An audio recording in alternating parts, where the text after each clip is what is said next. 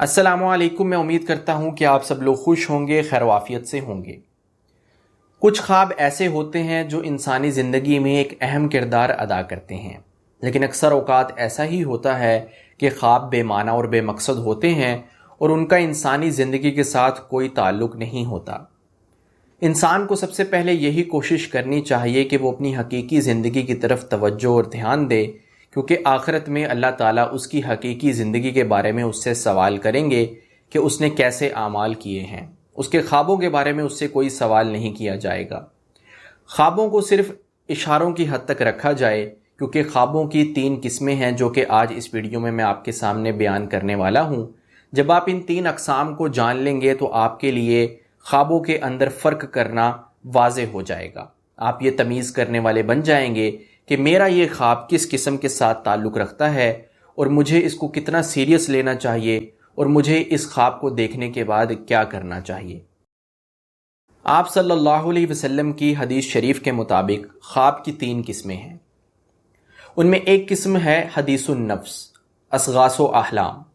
اس کا مطلب کیا ہے؟ اس کا مطلب یہ ہے کہ پریشان کن خیالات، یعنی انسان دن بھر جن چیزوں کو سوچتا ہے تو خواب میں بھی انہی کو دیکھنے لگ جاتا ہے. رات کو سونے سے پہلے جس چیز کو وہ سوچ رہا ہے، خواب میں وہ اسی چیز کو دیکھنے لگ جاتا ہے. یہ خواب بے معنی اور بے مقصد ہوتے ہیں، ان کی کوئی تعبیر نہیں ہوتی. مثال کے طور پہ ایک انسان کسی سے محبت کرتا ہے، وہ دن بھر اپنے محبوب کے بارے میں سوچتا رہتا ہے کہ میں اس کے ساتھ ہوں، اس سے باتیں کر رہا ہوں. پھر جب وہ سونے لگتا ہے تو سونے سے پہلے بھی وہ اس کے خیالات میں گم ہے، اور پھر اس کی آنکھ لگ جاتی ہے. پھر جب وہ سوتا ہے تو وہ خواب کے اندر بھی اپنے محبوب کے ساتھ ہوتا ہے اور اس کے ساتھ باتیں کر رہا ہوتا ہے یا اس کے ساتھ سیر کر رہا ہوتا ہے. طرح طرح کے کوئی بھی کسی بھی قسم کے خواب وہ دیکھ سکتا ہے. اسی طرح کوئی انسان کسی سے نفرت کرتا ہے، اس کو اپنا دشمن سمجھتا ہے یا اس کو اچھا نہیں سمجھتا، اس کو پسند نہیں کرتا، تو اس کے بارے میں سوچتا ہے. کبھی کبھار رات کو سونے سے پہلے بھی اس کے بارے میں سوچتا ہے، تو پھر خواب میں اسی کو دیکھنے لگتا ہے. کبھی اس کو سانپوں کے ساتھ دیکھتا ہے، کبھی اس کو دیکھتا ہے کہ وہ اس سے لڑ رہا ہے، جھگڑ رہا ہے، یا جس سے وہ نفرت کرتا ہے وہ کبھی اس کو نقصان پہنچا رہا ہے. تو وہ اس قسم کے خواب اسی وجہ سے دیکھ رہا ہوتا ہے کیونکہ وہ سارا دن یہی سوچ رہا ہوتا ہے کہ وہ میرا دشمن ہے، وہ مجھے اچھا نہیں سمجھتا، میری اس کے ساتھ یہ پرابلم ہے، میرا اس کے ساتھ یہ مسئلہ ہے. تو وہ خواب کے اندر بھی پھر ویسی ہی چیزیں دیکھنے لگتا ہے جیسا کہ وہ سوچ رہا ہوتا ہے. تو اس لیے اسلام بھی ہمیں اسی بات کی تلقین کرتا ہے کہ ہم اپنے ذہنوں کو صاف رکھیں، بغض، کینہ، حسد وغیرہ کسی سے نہ کریں اور ہر کسی کے ساتھ اچھا سلوک کریں. تو اس وجہ سے انسان پر پھر اس کے اچھے اعمال کا بھی اثر پڑتا ہے. تو یہ ایک میں نے آپ کو مثال دی ہے حدیث النفس کو سمجھانے کے لیے، یعنی کہ ایسے خواب جو کہ صرف پریشان کن خیالات ہوتے ہیں، ان کا حقیقی زندگی کے ساتھ کوئی تعلق نہیں ہوتا، یہ بے معنی اور بے مقصد ہوتے ہیں اور نہ ان کی کوئی تعبیر ہوتی ہے. اور دوسری قسم کے خواب ہیں شیطانی اور برے خواب. شیطان صرف انسان کو جاگتے ہوئے ہی پریشان نہیں کرتا، بلکہ وہ انسان کو سوتے ہوئے بھی پریشان کر سکتا ہے، اور وہ ڈراؤنے اور برے خواب دکھلا کر انسان کو پریشان کرتا ہے. کبھی کبھار ایسے خوابوں کے اندر انسان کو اپنے سینے کے اوپر دباؤ محسوس ہوتا ہے، یا اس کو جھٹکا لگتا ہے، وہ اٹھ جاتا ہے، وہ ڈر جاتا ہے، اس کو سخت پیاس لگی ہوئی ہوتی ہے. یہ سب شیطان کی طرف سے ہوتے ہیں ایسے خواب جس میں وہ انسان کو وہموں میں ڈالنے کی کوشش کرتا ہے، اس کو الجھانے کی کوشش کرتا ہے. کیونکہ جب انسان ایسا خواب دیکھ کر اٹھتا ہے تو وہ پریشان ہونے لگتا ہے. اور اسی لیے کہا جاتا ہے کہ رات کو سونے سے پہلے آیت الکرسی پڑھنی چاہیے اور آخری 3 کل پڑھنے چاہیے، تاکہ انسان اللہ کی حفاظت میں رہ کر سوئے اور شیطان کو اس پر غلبہ حاصل نہ ہو سکے. تو جب انسان کوئی ایسا برا خواب دیکھے، ایسا یا ڈراؤنا خواب دیکھے، ایسا کوئی بھی خواب دیکھے، اور اس کے بعد انسان کچھ کام کر سکتا ہے جس سے وہ ان جیسے خوابوں سے چھٹکارا پا سکتا ہے اور ان کے شر سے بھی بچ سکتا ہے. پہلا کام جو آپ صلی اللہ علیہ وسلم نے ارشاد فرمایا وہ یہ ہے کہ انسان جب کوئی ایسا خواب دیکھے تو اٹھتے ہی بائیں جانب 3 مرتبہ تھتکار دے. یعنی مکمل طور پر تھوکنا مراد نہیں ہے، صرف تھتکار دے. اور یہ ان خوابوں کی بات کی جا رہی ہے جس میں انسان کو گھبراہٹ ہوتی ہے، جس میں وہ ڈراؤنے خواب دیکھتا ہے اور وہ گھبرا کر اٹھ جاتا ہے. تو اس میں 3 مرتبہ بائیں جانب تھتکار دے. اور برے خوابوں کا ذکر کسی سے نہ کرے، کیونکہ جب تک برا خواب ذکر نہیں کیا جاتا تو اس کا اثر بھی واقع نہیں ہوتا۔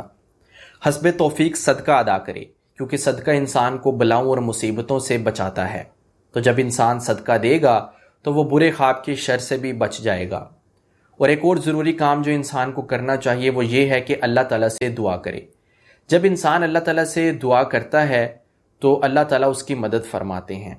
تو انسان یہ دعا کرے کہ یا اللہ مجھے ان برے خوابوں کے شر سے بچا لیجئے، اور ان جیسے خوابوں کو بھی میری زندگی میں شامل مت کیجئے، مجھے ان سے دور رکھیے، اور شیطان کے شر سے بھی مجھے محفوظ رکھیے۔ تو یہ دعا بھی انسان کو کرنی چاہیے۔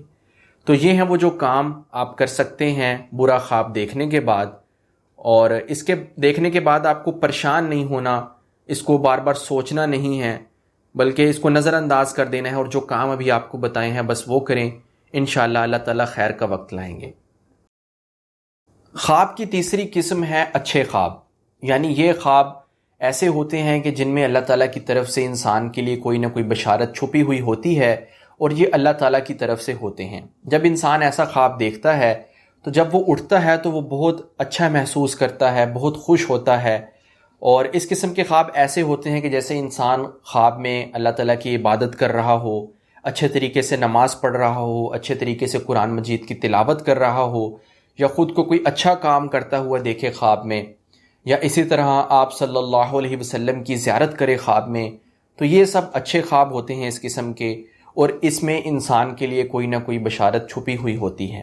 تو انسان جب بھی ایسا کوئی خواب دیکھے تو وہ اٹھتے ہی اللہ تعالیٰ کا شکر ادا کرے، اور اچھے خوابوں کی تعبیر بھی معلوم کر لینی چاہیے، لیکن ایسے انسان سے ذکر کرنا چاہیے اپنے اچھے خواب کا جو کہ صاحب علم ہو، ماہر تعبیر ہو، متقی ہو، پرہیزگار ہو، اور آپ کا محسن ہو۔ یعنی حاسدین کے سامنے اپنے اچھے خوابوں کو ذکر نہیں کرنا چاہیے، کیونکہ وہ حسد کر سکتے ہیں۔ اسی لیے اپنے اچھے خوابوں کو صرف ایسے لوگوں کے سامنے ہی ذکر کیجئے جو کہ آپ کے محسن ہوں، آپ کا اچھا سوچتے ہوں۔ اور اگر تعبیر بھی معلوم کرنی ہو تو کسی صاحب علم، کسی ماہر تعبیر سے معلوم کریں۔ آج کل بہت سارے لوگ ایسے ہیں کہ جو کہ ماہر تعبیر نہیں ہوتے، اور لوگ ان سے تعبیر معلوم کرنے چلے جاتے ہیں، اور وہ لوگوں کو غلط تعبیریں بتا کر ان کو طرح طرح کی پریشانیوں میں مبتلا کر دیتے ہیں۔ اس لیے اول تو کوشش یہی کرنی چاہیے کہ برے خواب کا تو ذکر کسی سے نہیں کرنا چاہیے، لیکن اگر اچھے خواب کی تعبیر معلوم بھی کرنی ہو تو وہ کسی متقی نیک آدمی سے جو کہ عالم بھی ہو اور ماہر تعبیر بھی ہو، کسی ایسے شخص سے اس کی تعبیر معلوم کرنی چاہیے۔ تو یہ تھی خوابوں کی 3 قسمیں۔